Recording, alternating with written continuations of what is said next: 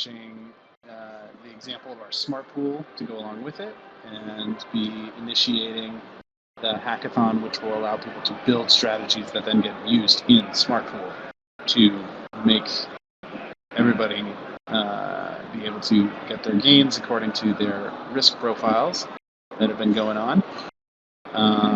And I think for this hackathon, Nish, I'd love to get a little bit of your perspective on what's going on there. Yeah. Hey guys, hey everyone. So we basically have the page ready. I think we should be launching in a day or two, as Momin will tell you. But I think very excited about the risk modeling, because everybody every time asks the same question, right? How can I make more money, or how can I be safe that I can be sure that my money is going to be safe? So in traditional finance, you get a lot of markers and a lot of movement makers. I think that's where we will come in as a risk analyzed, risk adjusted model stuff. And what we want, that we don't want to be a hedge fund and give out these strategies ourselves. We are building tools so people can, make these. Although we are giving a sample strategy, but I've talked to a lot of developers. They're quite excited about Uniswap as well, seeing the kind of volume it gets.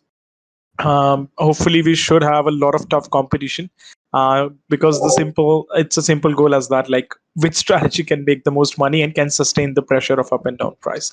So we are ready to go and really excited. We are partnering with a lot of communities as well. So hopefully that gets launched in a grand way. Excellent. So I would love, Nish, how do developers sign up? You want to direct people to that? Yeah, so right now we have a Discord sign up, but I think once the page goes up, we can go through there. So right now we have a channel actually. If you go to welcome when you are joining a Discord, there is a hackathon emoji that if you click, we have circulated that message as well. So if you have any doubts, though, you can message Momin or can ask in general as well. There is a channel CMK competition where people can ask questions and follow about that. So it's quite simple. But as I'm seeing, it's about people who don't use Discord that much. So I think that's the only tough part they'll get in a day or two. That's where the updates are. But other than that, I think going quite good. This process is quite simple. And the good thing is, while being in Discord, they can be updated about all of the other stuff we are doing as well. Can freely ask any questions and see what others are asking as well. So looking to be quite excited about the coming weeks. Should be a crowded place, I think. Awesome.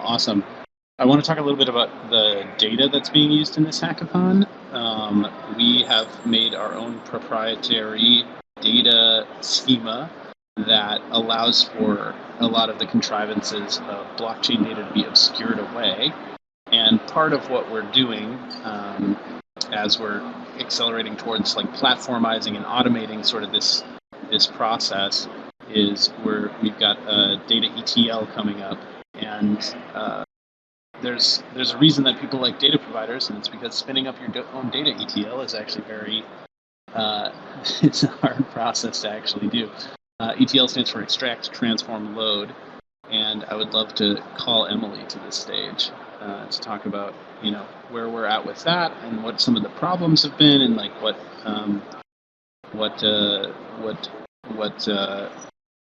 we can expect moving forward. Because she's been building some like pre-compressed stuff. So yeah, Emily, you want to tell us what Parquet files are? Hello. So, hi everybody. So I had done a bit of research before starting this project on like, here's an easy way how to export the blockchain. Even though the logic and actions might be simple, it still can be very meticulously.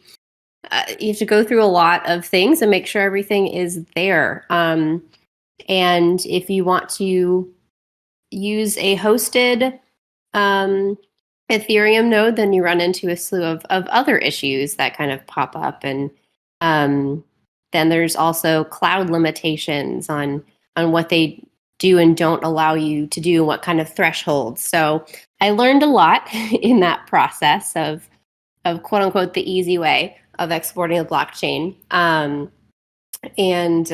As Momin, I think, posted the other week, I found a handful of extremely large blocks and was trying to figure out what was wrong and why I was having a hard time processing through them. And the first one we found was the Shakespeare's The Tempest, completely stored on blockchain.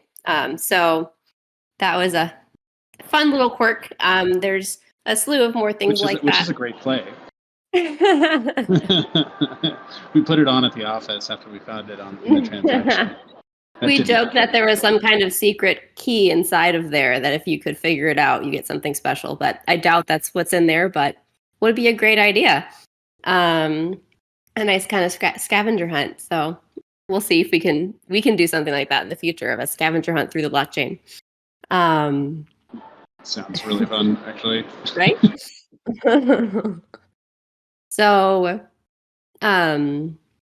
So through this process, exporting the whole blockchain into an easy file format that's just a fast way to export, and then transforming that into Parquet files, allowing us to do a data lake, and then that way we can use SQL to query the files, which allows us to scale a lot bigger than having everything hosted on a single database server or trying to shard out the database structure.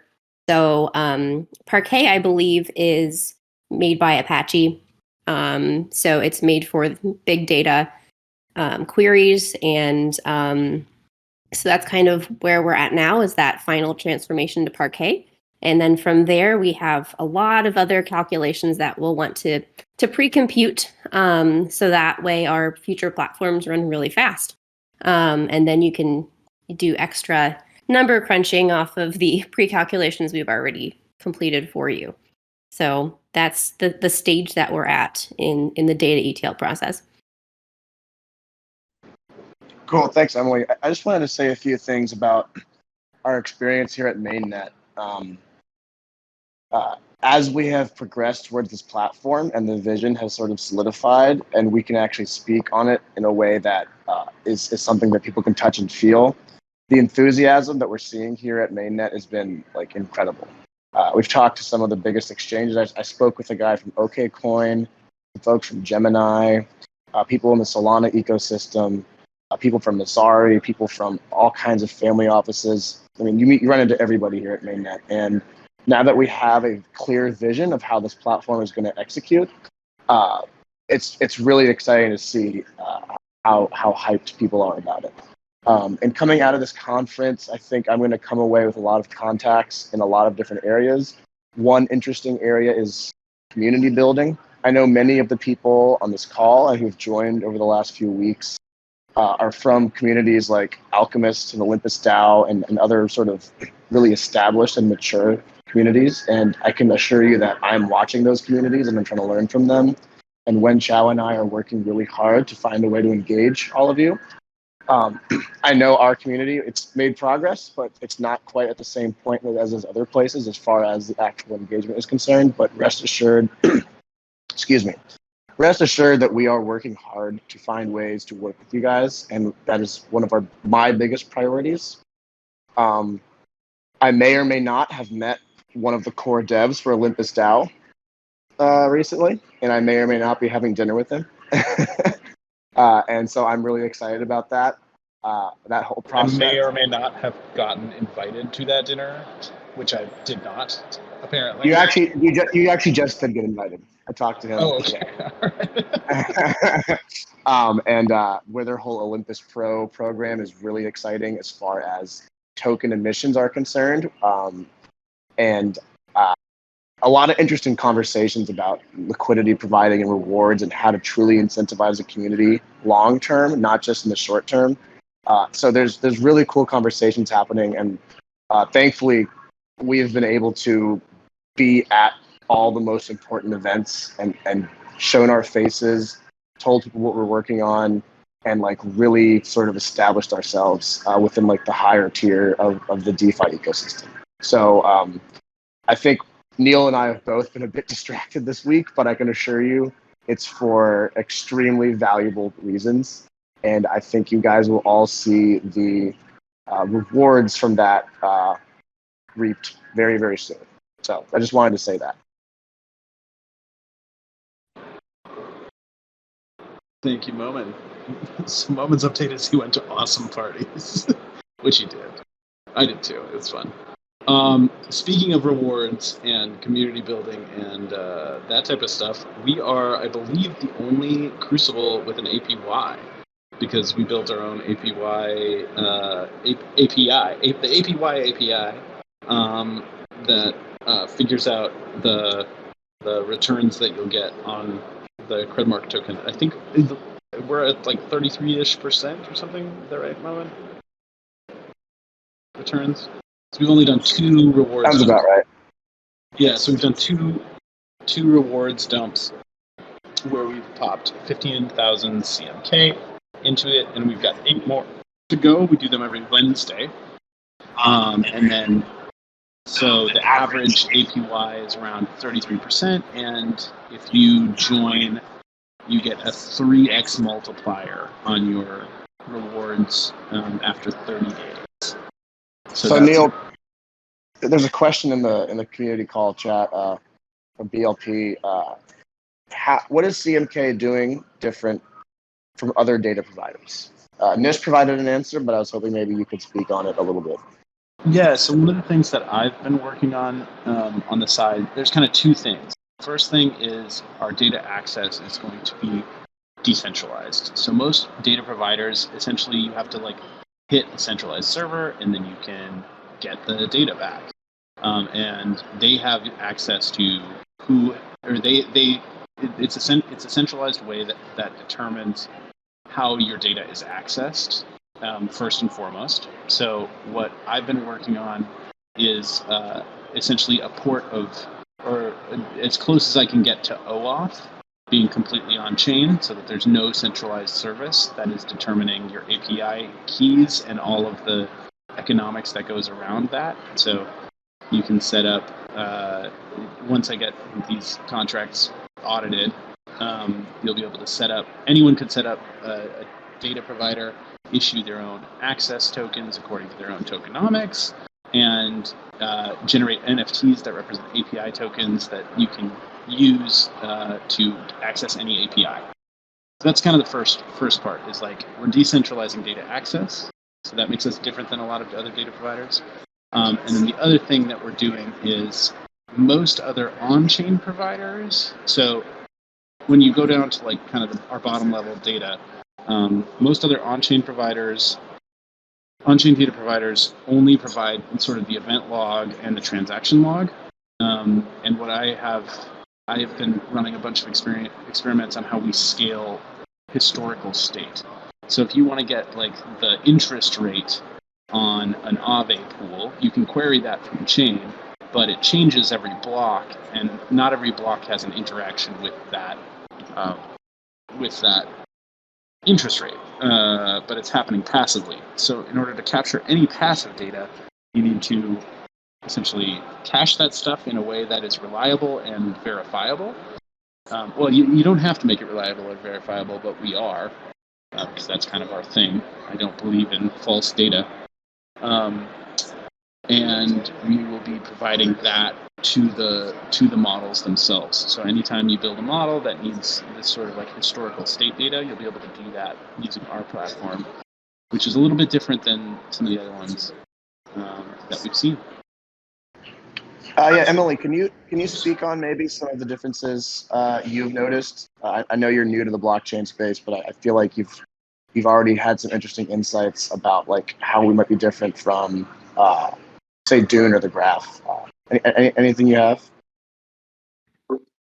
Yeah, so I mean, I can't speak to exactly how they're doing things to fully differentiate, but at least from what I've been looking at, the whole point of decentralization is very in line with DevOps, and that's my background. I've been a DevOps engineer for a long time, so the better I'm doing my job, the less I have to actually do, because I'm automating things to just take care of themselves, which your auto scaling, auto healing. And so to have architectures that don't require any people to run them. And so some of the architectures I've read about with other companies, it doesn't seem to be the case that they seem like they would need people to run them. So that's something that I'm trying to look more into, specifically like that gap between other companies' DevOps and decentralization, and I'd love to see more content on that. So I hope that as I learn more, and that Credmark learns more, that we'll be able to contribute a lot to that field. Yeah, it seems like the A in DAO, so decentralized autonomous organization, that A section really doesn't get talked about very much. People talk about decentralization and people talk about your organization as your community, but that automation is, I think, really, really, really key. And so that's why we're so blessed to have an automation expert right with us, with Emily. Nish, can you add anything to this whole our data structure and maybe how you think it's different from other folks out there? Yeah. So as I mentioned, usually what happens is a lot of people right now are focused on the data that is there on the blockchain itself and providing it in a better manner. So it's just like a public log. Blockchain is already a public log. They're just trying to provide that seamlessly. But when you start extracting information from data, for example, an insurance company comes, they don't want to deal with the whole blockchain data itself. They want very specific data and filters that they could just get into that would make more sense into them. I think that's what scares most of the early people, like this data doesn't make sense for me. So I think that's where we come in our layer in between. As Neil was mentioning, there is a data ETL, there is a model layer. But even after data ETL, we are adding our own proprietary data distribution stuff and transformation. So that is, I think, our USP. So based on the industries, we have the ability to add more filters into it so that they can see the data which is more relevant for them. And I think no data provider is doing that. They have left that to be done by the people themselves, that we are giving you the raw data in a very great way. Now it's your job to find that query and find stuff that how it can be arranged better for a particular thing. For example, right now we're at Uniswap v3, but we're going to go for Compound, Aave, and other places as well. And you're going to get a very polished data with us, not just the raw data, although we may allow the raw data as well. But there's now an ability for people to be able to have meaningful data rather than just have a dump of data on you and left to figure out yourself what to do with that data. So I think that's one of the biggest USPs we're going to add in the industry itself, that you have application specific data with us. Awesome, thanks, Nish. Let's see. Any other questions? Cool. Looks like we answered that pretty thoroughly. So just to give you an overview of what's happening the next month, the public-facing aspect that we're going to be advertising is this hackathon, which you could think of as a quantitative measurement of risk evaluation. Privately, we're working on a lot of partnerships that are looking more specifically. One we're working on is a very qualitative project, and we're really, really excited to announce that potentially in mid-October, I think is the date. And it's going to have some pretty large ramifications, I think, for the industry at large. So please keep your ears open for that. Sorry, we're we're in the cross point of a lot of traffic right now. So yeah, we'll be publishing updates about the hackathon and the results of that over the next month, and then we'll be announcing hopefully the first of many partnerships coming later this month as well. And then I think the next big step is a centralized listing, and that is one of the major sort of goals of our time here at Mainnet, is to get FaceTime with some of the bigger exchanges, bigger market makers, make our case to them, and move forward in that angle. So that's all from me. Oh, by the way, it was also Emily's birthday on Sunday, so everyone give her a happy birthday shout out. I think. Thank you. I'm one of the few adults that still loves their birthday. Like normally I have like a whole birthday month thing. So with COVID, that's not been happening. Awesome.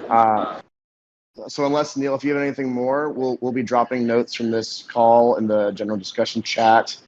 And yeah, if you guys have any questions, feel free to ask as always. And sorry for the poor audio quality we're dealing with being in a conference. One more thing I just wanted to talk about quickly before we wrap up here. We did our first vote, and I think the white shirts won, and not the black shirts, right?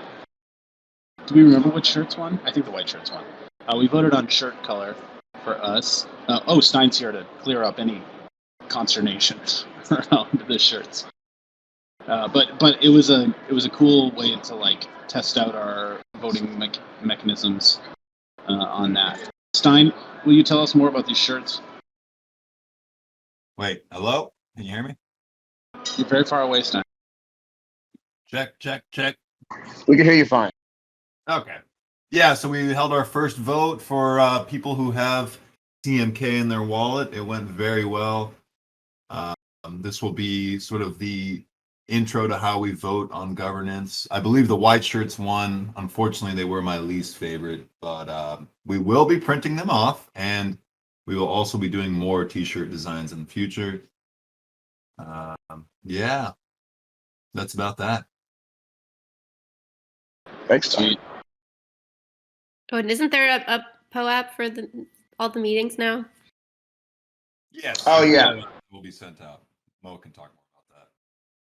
Yeah, we'll get those set up, and Lexi5, who is one of our moderators, will be reaching out to the folks who attended this in their DMs to get them their claim codes. Yeah, you can expect that over the next day or so. The one Stein made a pretty cool POAP for this community call, so look forward to that. And also, if you were in the chess tournament, we'll be handing out rewards for that in due time. Probably once Neil and I are back from New York. So apologize on the delay with that, but bear with us, and we'll get that sorted.